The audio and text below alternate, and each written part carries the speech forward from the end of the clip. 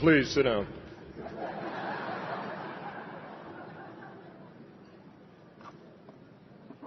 Good morning, y'all. Good morning. Thank you for being here.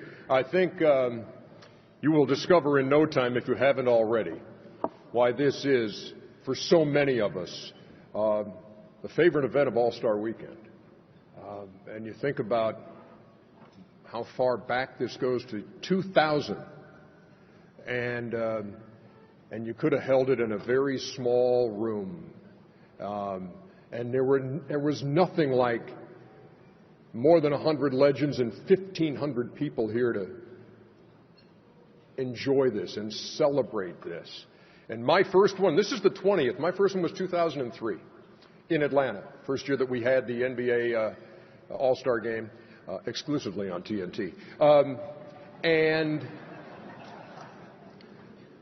And I remember the most memorable moment there was D. Wade was there. And D. Wade didn't have to be there. D. Wade just wanted to be there as he began his career to shake the hands of legends and to say, thanks for making this possible. Thanks for opening the door. Thanks for paving the way. And that's what we do on this morning to all the legends who are here. And what we also do, I know this is maybe the first time for some of y'all. For some, you've been here before. Excuse me. I'd like to begin the day with a poem which speaks to the city which hosts the All-Star Weekend and spotlights some of those in attendance. And as always, what do? I always apologize in advance for this to those who truly appreciate good poetry. This is not. This is me. This is something I like to do. And to the billions who are watching on NBA TV this morning, all you got to do is hit the mute button for like 2 minutes and 10 seconds. It'll be over. You will not have been affected by it. But here we go for the 2019 edition of this. And so we send you greetings on this Carolina morn from Charlotte, the Queen City, where the Hornets' colors are worn. Where once upon a time the ABA had Charlotte ties, the Carolina Cougars. I'm sure you recall those guys. Doug Moe was an all-star here, and so was Calvin Mack. So was Jim McDaniels, who could take it to the rack. Billy Cunningham was a Cougar star, and Joe Caldwell, too. All made their way to the NBA before their playing days were through. Yeah, basketball is more than just a sport here in this state. For many, it's a way of life, and yes, I'm shooting straight. It's where some all-time greats have said it's where they want to play. My colleague Kenny Smith must tell me that 12 times a day. As always at this Legends Brunch, we will spotlight a few who called this all-star city home and gave their all for you. If your name is mentioned in the following few stanzas, stand so you can be saluted by all your many fans. Us.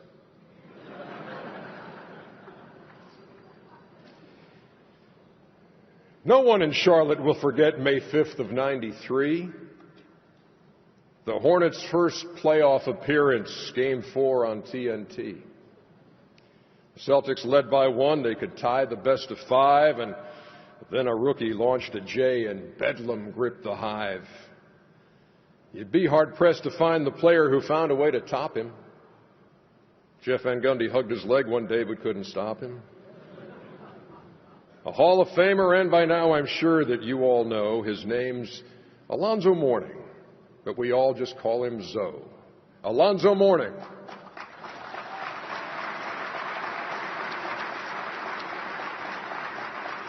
So there's Zoe has set a fine example. You hear your name called, you stand up, you wave. It's awesome. Great to see you, Zoe.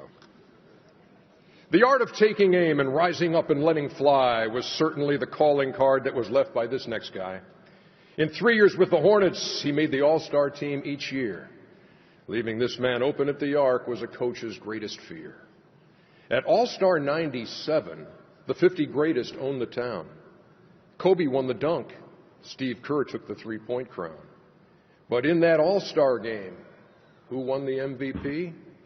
The only Hornet ever. He's Glenn Rice. Now stand up, G.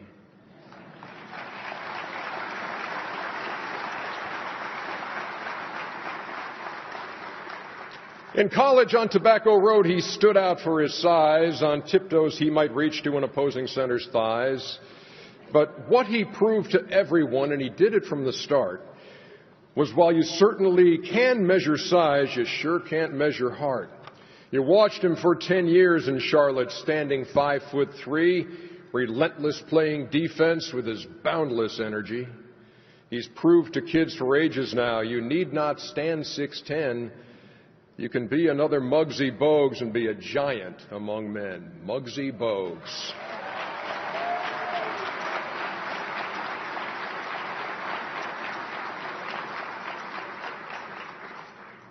I guess the first thing we should do is thank this honoree for passing down the gene that lets a player shoot the three.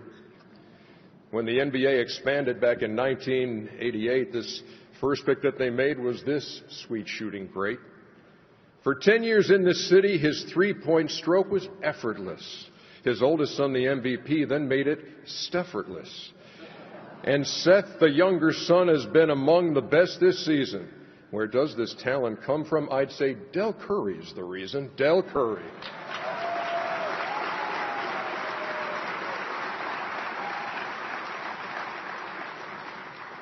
So, all that being said, the All-Star game is now upon us as Team LeBron squares off against the team chosen by Giannis.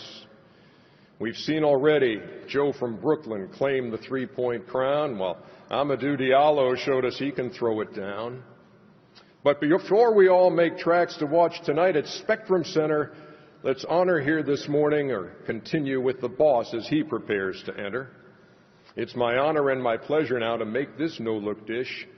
Here is Adam Silver as we know him, the commish. Honor.